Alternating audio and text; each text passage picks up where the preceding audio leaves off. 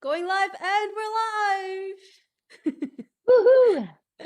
Hello, everybody. Welcome to another episode of Femtech in Asia, where I offer you a glimpse into the world of femtech and sexual wellness in Asia by speaking with businesses and personalities in the space. Today, we have with us Sabrina, 1/3 of the Awesome. Hedonist store trio. Hi, Sabrina. How Hello, are hello, you? everyone. Hi, Karen. I'm great. Thank you. From Where are one you calling lockdown to us another, from? huh? Where are you calling us I'm in from? London. I'm in London at the moment. Mm-hmm. Still in lockdown, but the days are getting longer, so it's getting brighter as well. So I'm sure we're all looking forward to spring. Ah, spring is coming. Yeah. And So, lockdown's lifting soon, so we have about 2 weeks to go. So, oh, 14 more days. You can do it. hmm hmm So tell us a little bit getting there. about the Hedonist store, a bit about you guys. I know that there are three of you. You're representing the other two ladies today. How did it all start? When and why? Absolutely. So the Hedonist store launched 2 years ago, almost to the exact day. So we're celebrating our second year anniversary next week, actually, Oh, April. congratulations. And thank you. We're really excited about it. We've got lots of things happening for them the month of April. But yeah, we started, I mean, it originated in Singapore. So we're a Singapore-based company, pleasure-centric, sex positive. That's been said a lot lately. But we are a sex positive platform, online platform, where we really focus on destigmatizing the taboos around sex and pleasure. And we do this through different channels. So one, we have toys, so pleasure tools, fetish items, lingerie, and that's one way, our e-commerce platform. But we also have experiential events and workshops, another educative online platform where we try and reach out and create this refreshing take on sexual wellness, and also in an unashamed, very trusting environment. So trying to build that community of empowered women, also another word that's been very overused lately, International Women's Day. But we It's never too more than much. exactly, more than that, it's about inclusivity, right? For all, and building that community or sisterhood, I would say, of women that want to own their pleasure. So that's pretty How much it. how has that been building that community in Singapore? Because I keep hearing that Singaporeans are so conservative. You know, what's your take on it? You know, it's interesting. Initially, we were definitely approached with a bit of resistance. I think I would deduce that to being shy. But once we offered that platform and an outlet to talking about it, I think people, especially the youngsters now, they really are finding that they're so curious about this topic. We also did an event actually that was a pop-up academy, and just to give you a bit of insight on how people approached us initially, um, they shied away from it, and even couples, you would see boyfriends or guys shying their girlfriends away from it, because, or veering them away from the booth, because they said, you know, I've got the real deal. We don't really need toys to like replace us. But with time, and I think because of curiosity, that kind of that has helped us open up a lot of women and men and couples to really embracing the positivity and the conversation around sex and pleasure. Yeah. What was your experience like with sex and pleasure growing up? Is it something that you brought into the business as well? Yeah, absolutely. So I think that initially my the narrative around sex and pleasure was not very open, but given I grew up in Singapore, and especially it was in the 80s. So especially with Yeah. my parents as well, arriving in 82, we didn't really talk about sex. I remember my father, he first joked about the first condomania, that store that opened, and it was always seen as a more The Far East as a Plaza one? gift for somebody else. Yes, I think so. There was one in Lucky Plaza as well. It was one. So It was that stretch of yeah, road. exactly. Exactly. The one you didn't speak about, right? So whenever you Yes. went in, it was always more about gifting someone as a joke, right? So Yeah. grabbing it was always for someone else and never really Yeah. for yourself. So um so it was definitely something that you felt a little bit ashamed about. That, it felt sleazy and it felt a little bit dirty, let's be honest, to be, to walk into these stores, and perhaps even a sense of shame, because you would see all these, phallic symbols everywhere, and yeah, dildos just all over the place, like Yeah. hanging off the shelves. Yeah. And it was only yeah, recently, obviously, that now we're trying to destigmatize and Sorry. normalize the topic. House of Condoms, I think it was called. Yes, you got it. You got it right. That's it. That's a serious throwback. But I mean, I would say my personal relationship towards sex was always also to provide and to please. Like, if we're talking about something a bit more personal and real, right, and raw, and it was more to provide and to please than to own and to lead in the Mm-hmm. bedroom, right? And I feel that women are also, or even men, are also made to look or feel a little bit overly emotional, or even exaggerated, right? If they ask for something, or if they have a certain want or need in the bedroom around their own desires or pleasures. So, I was definitely made to feel a little bit fragile. And it's funny because we always say foreplay is the main play, right? Like 95% of people who masturbate regularly actually climax regularly. So, practice makes perfect. I guess that's also one of the Like things that everything else. exactly.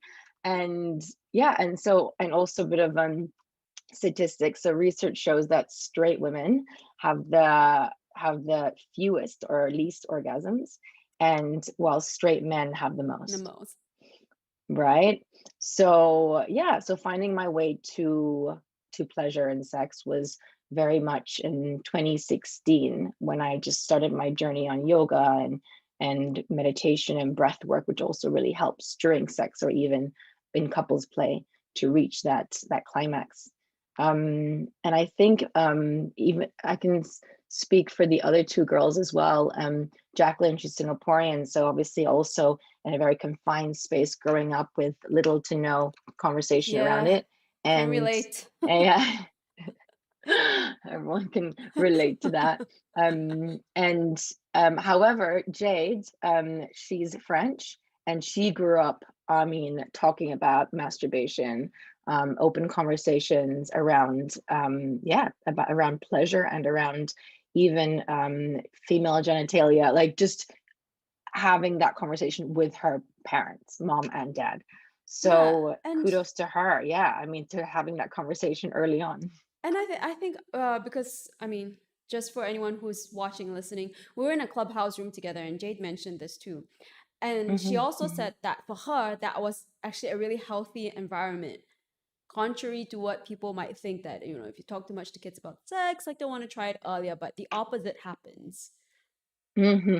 right? Absolutely, right? So it's like strict parents. Once you're out of the nest, you go crazy, right? If we realize as well that we're just really trying to bring that pleasure gap together, right? To reduce Mm. that, because we didn't really speak about it, and women didn't feel like they needed to have an orgasm or feel pleasure to complete the act of sex, right? So it's almost usually when the guy comes, it's done. Then it's complete. Well, you're Like, done. yeah, you're done, right?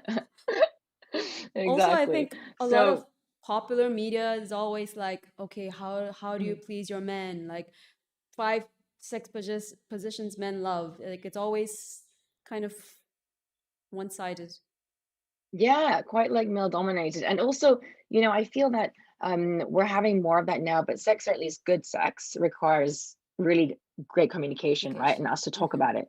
So you can have all the mechanics down, but if you can't communicate with your partner and be vulnerable about what you like, the chances of you really, fulfilling your wildest dreams or desires is slim to none, right? So I think, yeah, this holds us back from pleasure, and this is exactly the reason I think we came into this business. So yeah. And you started 2 years ago. Hmm. How, how was it really challenging initially? Like, did you immediately tell your family, your friends that you guys are setting this up? What did they say? This is a good one.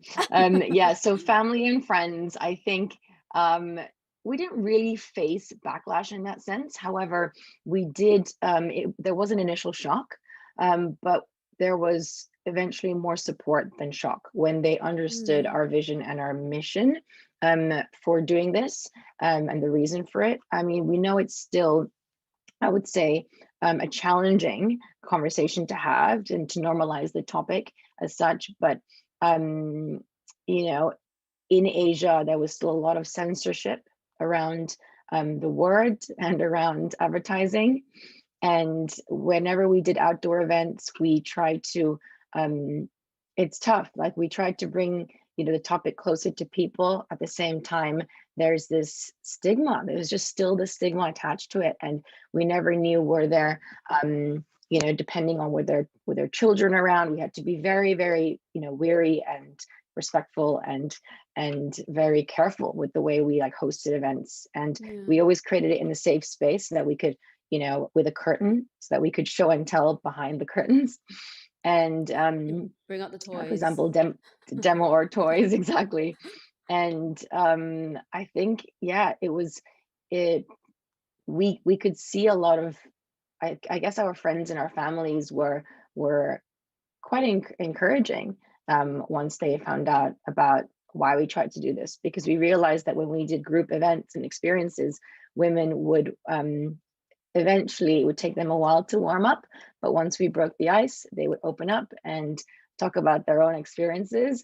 And when women come together, it's great, right? Because it Yeah. really it really opens everyone up, and You people just feel throw everything so, out. yeah, all their emotions like pent up, like, Yeah. yeah, things, experiences. But what we realized is they then, by expressing themselves, they felt so liberated. And and this liberation then also gave them a chance to kind of maybe try and test our products, and also openly speak about it, because that's what makes you empowered then to then, yeah, come into your confidence, or come into your, body positivity. There's so many other mental, emotional like blockages, right, that kind of are are removed or released. So I think that's quite interesting as well to note, like a lot of our friends may have supported us but may also personally not be into it Mm. at first. But then, because as we become adults, as we become older, we are a bit more withdrawn to sharing our experiences. And also there's that fear of judgment, there's that respect to your partner, you don't want to divulge too much information. There's a lot going on, right? And but we realized that, yeah, I think the biggest hurdle to overcome is to get them in a room and to really speak to them, offer them a trusted space and platform where they don't feel ashamed, and they feel that they can share with others who are feeling the same way. Mhm. Yeah. How Mm. how have you guys been doing the outreach since the circuit breaker, since the lockdowns? Mm. How has that changed? So I think that um, lockdown or COVID has, the only one positive thing about COVID, I would say, is that it helped us with sales. We had a huge spike, almost 300%, Oh, wow. in at the beginning of lockdown, and we had people almost panic buying, which was excellent. Um, make sure they get their COVID kit, their pleasure kit, when they're stuck or when they're quote alone at home. But I think that it's really opened our eyes. I mean, we're really shifting into a digital world now, and especially post-COVID, we have been looking into expanding our offering with Zoom sessions. We've tried to do a lot of online like talks, workshops. We have a blog that we always get featured writers to contribute to different topics. We have all the social media. We're trying to cover most of the social media channels, so that because we know that's the future. Yeah. And That's really where people I go to mean, get news on anything, right? absolutely. And I mean, you've seen we did a clubhouse session together as well. The I think podcasts, clubhouse sessions, like you mentioned, a lot of these just access to, I think accessibility is the biggest Yeah. challenge for us now. So we want people to be able to attend our events, whether it's online or in person. We've got a lot of events in Singapore and coming up in the next few weeks and months. So that's exciting for whomever is there and able to attend. Otherwise, we are also trying to cater to the rest of the world in offering it online. I mean, essentially, we're trying to expand regionally and globally, so we'll have to offer it online anyway. So that's something we're looking into. But the censorship around this in this business is still very, very strict, and It's so is jarring. It is makes it really so difficult. it's hindrance for sure. Yeah. Um, that's one thing that's probably been a bit easier in London. Well, you're in kind of, if there ever was a hub for femtech, it's there, I feel. Absolutely, Health absolutely. tech, femtech. I can see it.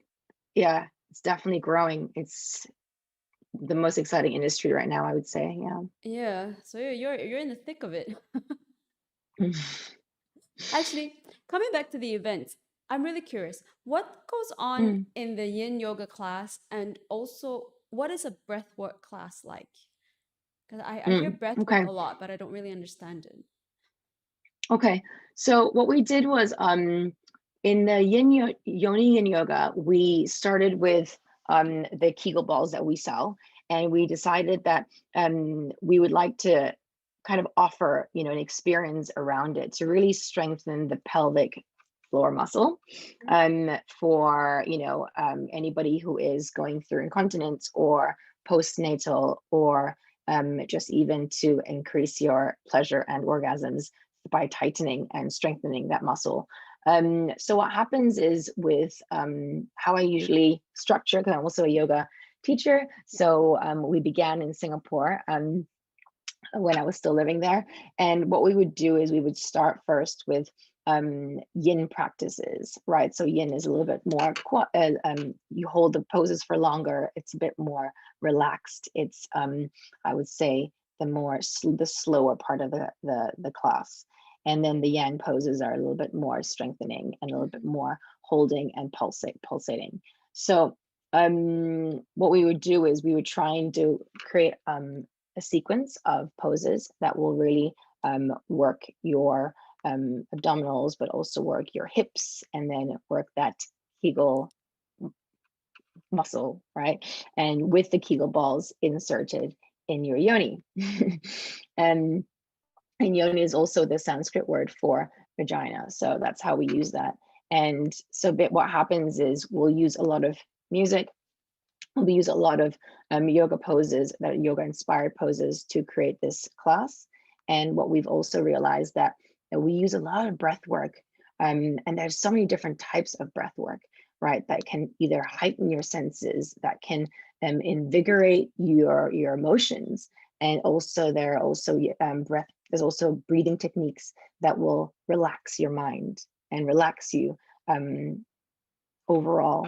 So I did a breathwork course as well, and we learned different types of breathwork to visualize and also to invigorate and kind of even to heighten your senses. And sometimes you can get tingles in different spaces. You can start visualizing certain things whilst you're focusing on your breath work with your eyes closed. So that's a very different way of us maybe moving, I think, transitioning into maybe tantric wellness as well. Mhm.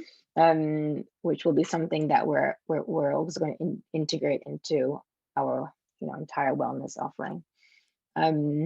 So yeah, that's something that I think has become quite important with all the meditation apps and Yeah. the mental wellness kind of tying in with Yeah. physical wellness and It's sexual really wellness. it's really getting its day in the sun now. Absolutely. Such Yeah. a hot topic right now as well. Mm.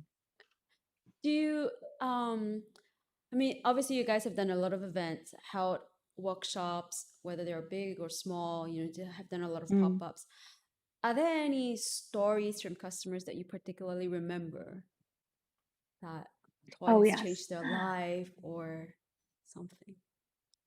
Yes, so we had a very interesting perspective, male perspective, during our orgasm talk. We had a sex psychologist or a sexologist Hmm. who also gave the talk. And at the end of it, the question was around whether or not, if you keep your lube on the bedside table, was that a yay or a nay for women? And does it send mixed messages? Does it show or portray that you are well informed, that you're Is it prepared? polite?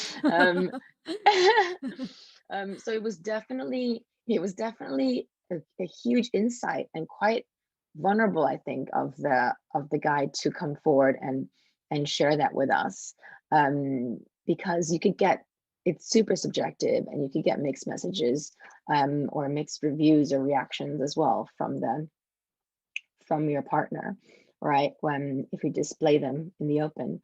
Another a lot of responses we've received from women are that they're in their mid 30s and they've never experienced an orgasm yet, and they're just keen to learn more about how they can do it in an unashamed way, um, without expressing too much or even without revealing themselves, right? So it's Hmm. almost coming up to us for advice and for some guidance on like what they should use. Um, Also, we just recently had a blog on a sex toy virgin.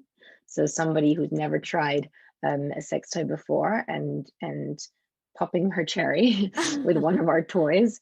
And you know, this person is in a relationship. So sometimes it's not just about your own pleasure and yourself, but maybe popping that sex toy cherry with your partner.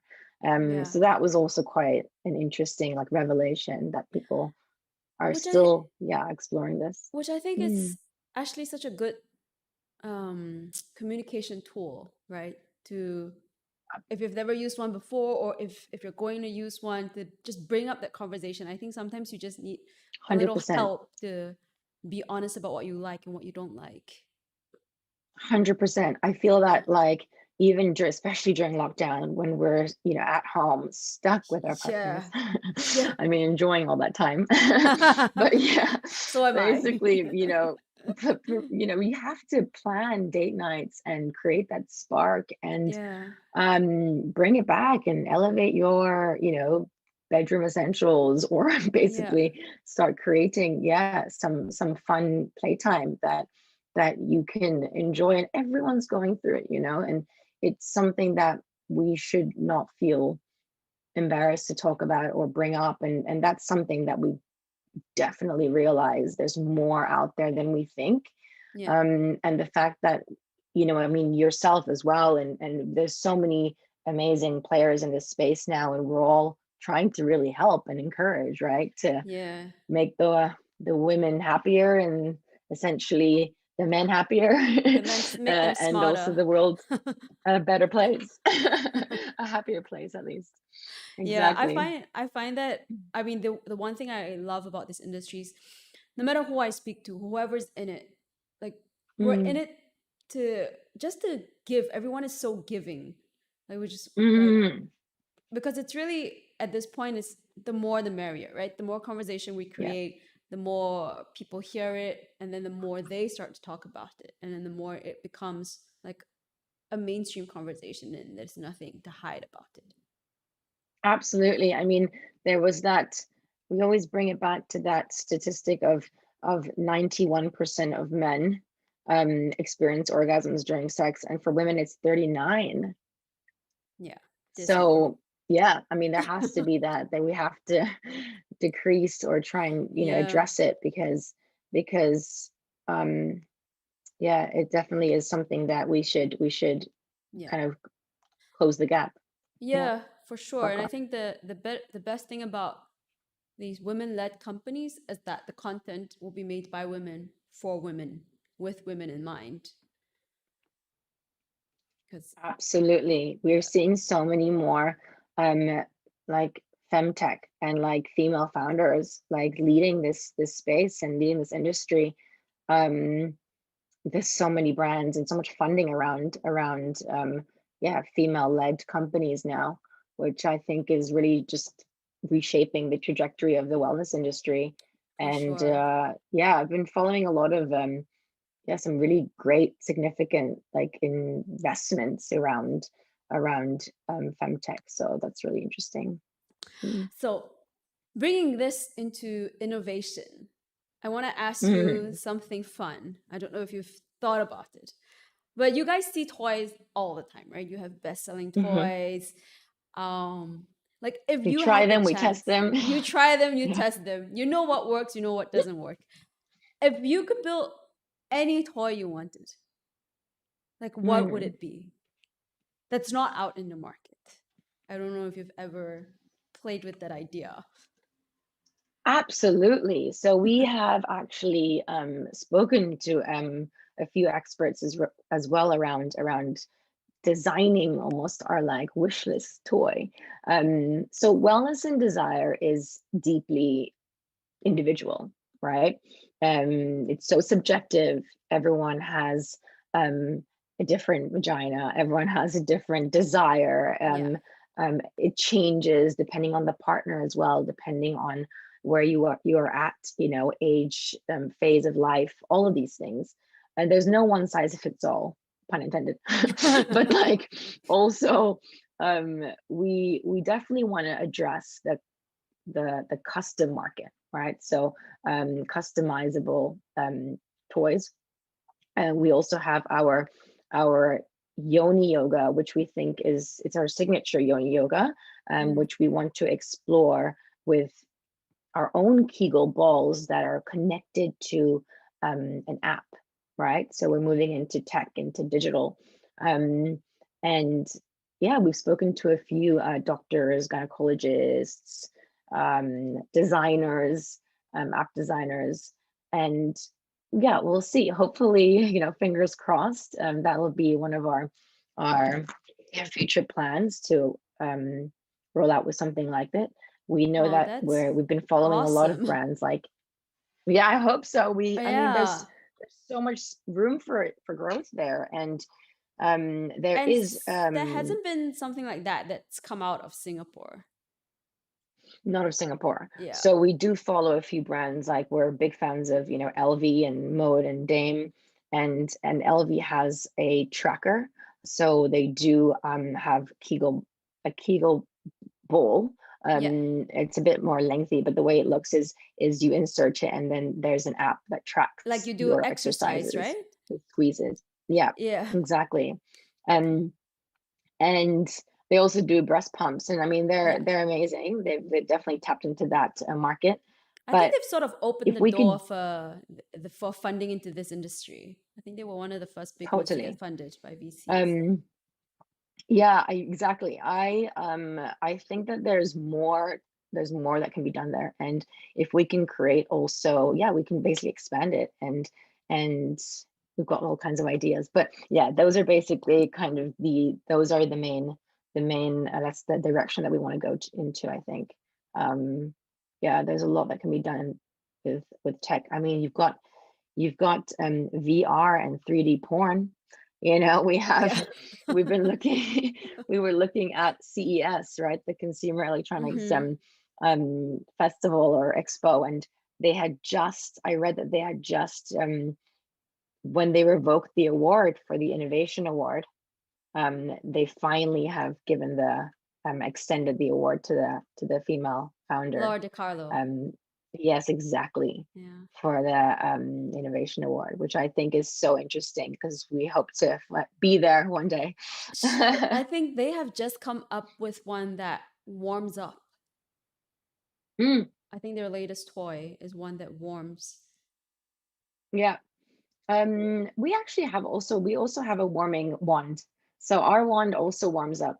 So depending on like the different speeds, they go up to 10 speeds actually, and different pulsating variations, but it warms up after a while, which is quite nice. So something, if you're into That would that, make sense, right?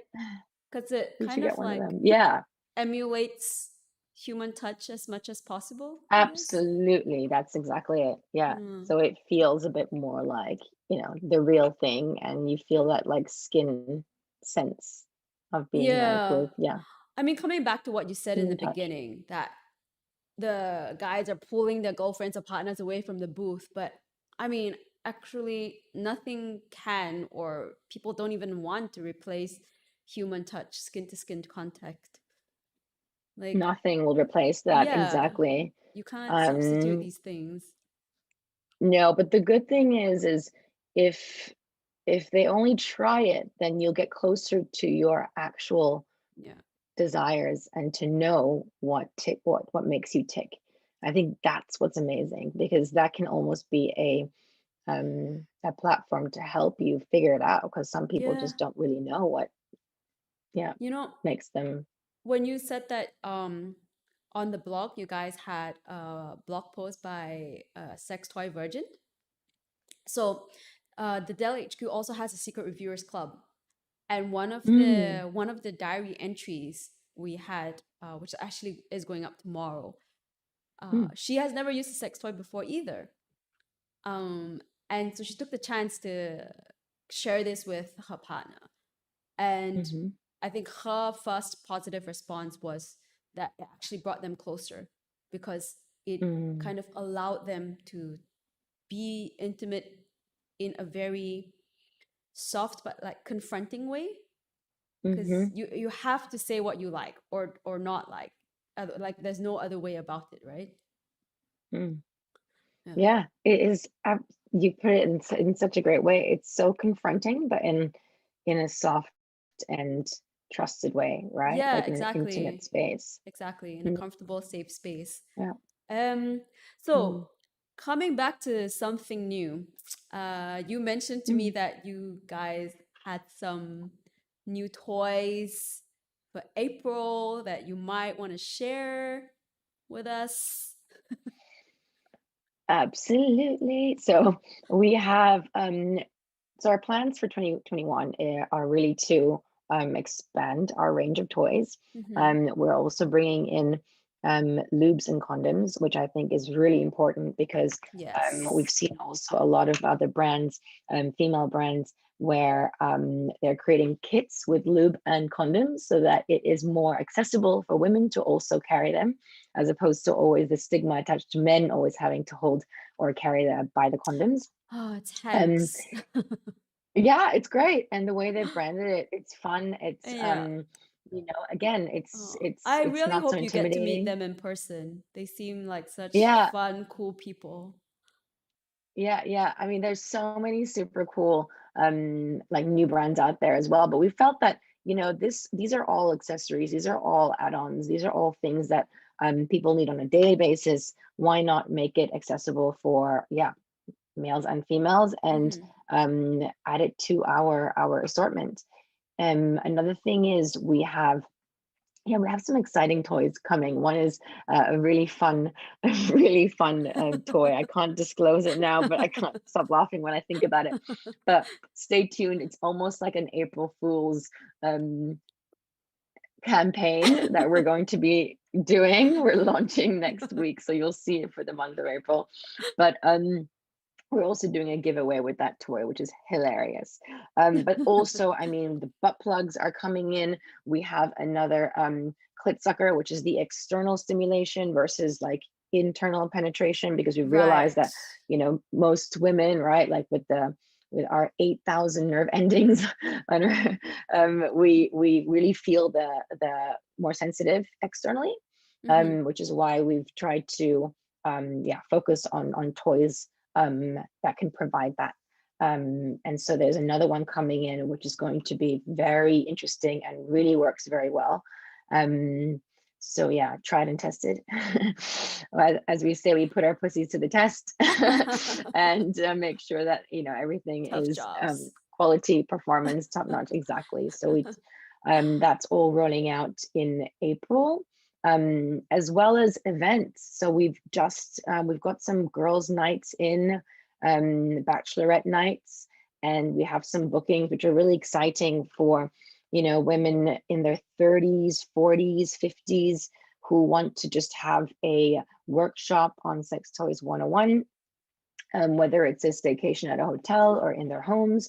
We're doing these closed door, I would say, like sessions and groups in a circle, which also feels very liberating and I think quite fun for women to organize, especially now during the new normal, which is Yes, post-COVID, right? I think this is really Um, where we're at for the next two, mm, 3 years for sure.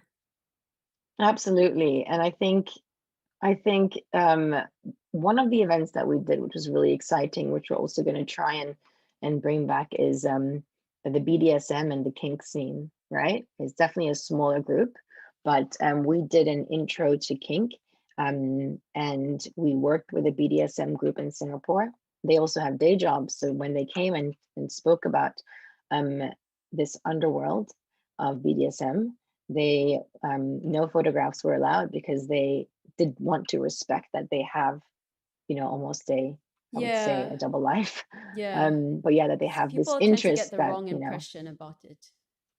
absolutely. So there's so many different, yeah, interesting like events that we can focus on. But for now, we're definitely doing the girls' nights in and the bachelorette parties. Yeah. Awesome.